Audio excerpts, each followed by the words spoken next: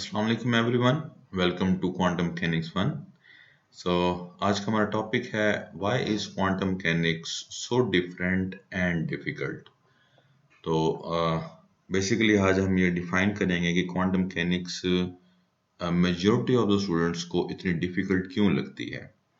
तो अगर हम उस डिफरेंस और उस डिफिकल्टी को अंडरस्टैंड कर लेंगे तो ये शायद हमारे लिए आसान हो जाएगी। सो first we will see why quantum mechanics is different from our common sense। ये different क्यों है, हमें different क्यों लगती है, और उसी difference की वजह से ही ये इसमें जो difficulties आती हैं वो क्या है। So first difference is that it works on very small level which is almost equal to the nanometer।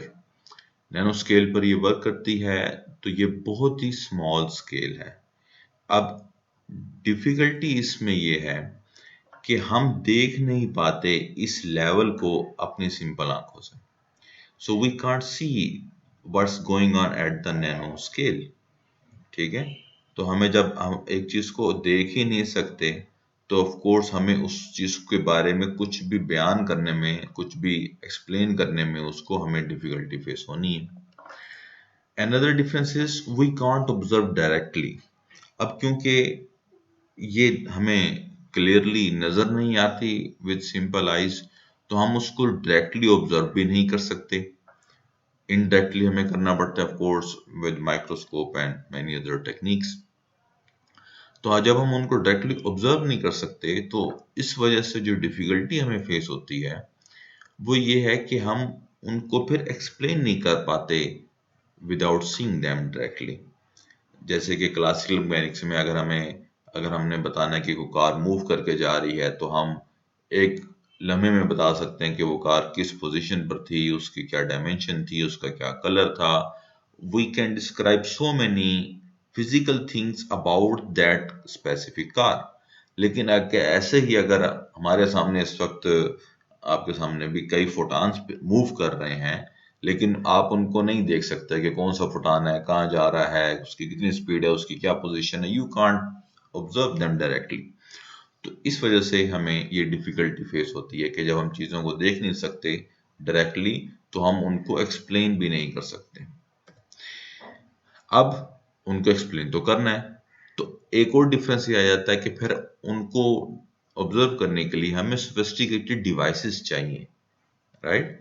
तो हमें डिवाइसेस लेनी होंगी जिससे हम ऐसे माइक्रोस्कोपिक पार्टिकल्स को ऑब्जर्व कर सकें।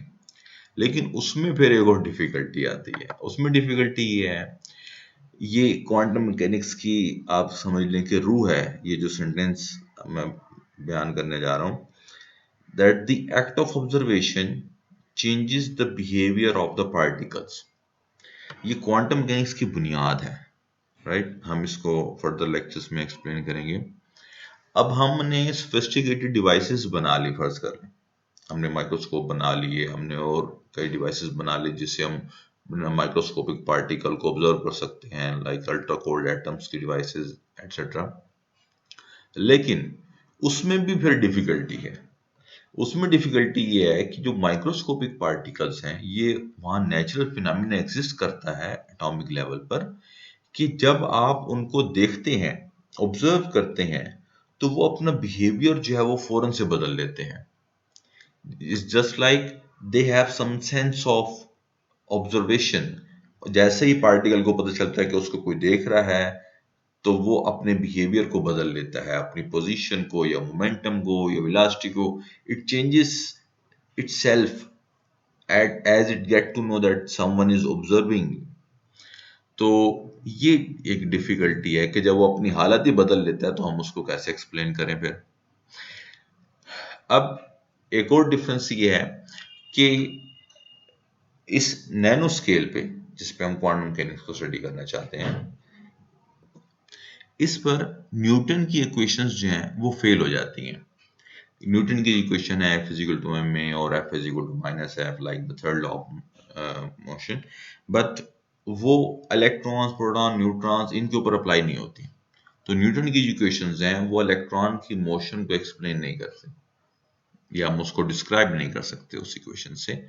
सो अब डिफिकल्टी क्या है? ऑफ कोर्स डिफिकल्टी ये है कि जब हम उसको एक्सप्लेन करने लगते हैं तो उसके लिए हमें एक डिफरेंट मैथमेटिक्स चाहिए, डिफरेंट काइंड ऑफ मैथमेटिक्स चाहिए जो कि ऐसे माइक्रोस्कोपिक पार्टिकल्स को एक्सप्लेन कर सके, उनके बिहेवियर को मैथमेटिकली डिस्क्राइब कर सके। और जब हम माइक्रोस्कोपिक पार्टिकल्स को एक्सप्लेन करते हैं बाय यूजिंग मैथमेटिक्स, तो हमें मैथमेटिक्स की एक स्पेसिफिक टर्म के जरिए इनको एक्सप्लेन करना पड़ेगा, which is the probabilistic interpretation. Probabilistic interpretation क्या है? प्रोबेबिलिस्टिक इंटरप्रिटेशन ये है कि क्वांटम मैकेनिक्स में पार्टिकल्स के बारे में जब भी हम कोई इक्वेशन कैलकुलेट करेंगे तो हम उसको उसमें ये नहीं बता सकते कि हाँ कि एग्जैक्टली यहाँ पर मौजूद है, या ये वाकई इसकी ये शेप है, या वाकई इसका ये कलर है। हम हमेशा उसमें अनसर्टन होते हैं, तो हम उसमें प्रोबेबिलिटी का इस्तेमाल करते हैं। Probability mean the chance of occurring, right? ये डेफिनेशन आपको मैं कहता हूँ, बताओगी प्रोबेबिलिटी की। तो वो पार्टिकल्स का बिहेवियर क्योंकि अनसर्टन होता है, गैर यकीनी होता है, तो इसलिए हम जो मैथमेटिक्स यूज करेंगे उसमें वो प्रोबेबिलिटी इन्वॉल्व होगी। ठीक है, तो ये हमारे लिए एक और डिफिकल्टी आ गई। सो nothing to worry about anything. Okay, you don't have to worry because all these difficulties have been resolved. ये difficulties resolve हो चुकी हैं, साइंसदानों ने अपना काम कर दिया है, उन्होंने इन चीज़ों को बेहतरीन अंदाज में, बहुत सादा अंदाज में बयान कर दिया है। हमारा काम सिर्फ ये है कि अब हमने उन चीज़ों को समझना है। और क्वांटम मैकेनिक्स, मैं आपको ये भी बता दूं कि वो बिल्कुल सही तरीका है माइक्रोस्कोपिक पार्टिकल्स की मोशन को एक्सप्लेन करने का, और कोई तरीका नहीं है। ओके, तो आप ये भी सोचना छोड़ दें कि शायद कोई और तरीका और क्वांटम मैकेनिक्स से जान छूट जाए, नहीं छूटने वाली। Another point is no one has found any predictions of quantum mechanics to be wrong. यानी कि 100 साल से ज्यादा हो गए क्वांटम मैकेनिक्स को, अभी तक क्वांटम मैकेनिक्स की जो भी प्रेडिक्शंस थी वो गलत नहीं हुई अभी तक, कोई भी प्रेडिक्शन। तो इससे ये जाहिर होता है कि क्वांटम मैकेनिक्स के जो फार्मूलाज हैं, उसके जो बेसिक कंसेप्ट्स हैं वो करेक्ट है। तो आपको इसलिए टेंशन लेने की जरूरत नहीं है, बस पढ़ते जाएं। और ये भी पता चलो कि क्वांटम मैकेनिक्स बेसिकली जो है वो लार्ज ऑब्जेक्ट्स पर भी अप्लाई होती है, लेकिन वो लिमिटिंग केस हो जाता है क्लासिकल मैकेनिक्स के साथ। तो क्वांटम मैकेनिक्स अप्लाई हो सकती है, लेकिन ऑफ कोर्स आंसर जो है वो इतने बेटर नहीं आते। बट अगर हम लार्ज ऑब्जेक्ट्स पर क्लासिकल मैकेनिक्स अप्लाई करें तो वो बहुत बेहतर रिजल्ट्स आते हैं। तो ये इसलिए हम क्वांटम मैकेनिक्स को रिस्ट्रिक्टेड रखेंगे eight the nano scale, right? हम इसको एटॉमिक स्केल पर रिस्ट्रिक्टेड रखेंगे और देखेंगे कि उसके क्या रिजल्ट्स आते हैं एटॉमिक लेवल पे। तो इसलिए आप बिल्कुल परेशान नहीं होना, बहुत आसान है क्वांटम मैकेनिक्स, और इंशाल्लाह हम one by one, step by step इसको अंडरस्टैंड करते जाएंगे। Thank you very much for today's lecture.